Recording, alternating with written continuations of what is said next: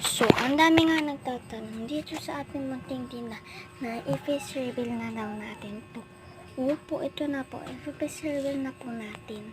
Mga palang lagayan nga ng mga chichirya natin, o diba? Ayan nga pala yung lagayan ng ating mga chichirya. Diyan ko na nga pala sila nilagay. At ayan nga pala yung mga lagayan ng ating candy. So, diba, sino ka dyan? And ito naman yung part ng ating pagsasabitan, o diba? Bonggang-bongga, medyo parang meron pang kulang. O, diba? Ayan na po, na-visible ko na po siya. And ayan nga pala yung lagayan ng ating mga sabon or mga dilat. Ayan nga pala yung mga lagayan ng ating Lucky Me and Pancit Canton.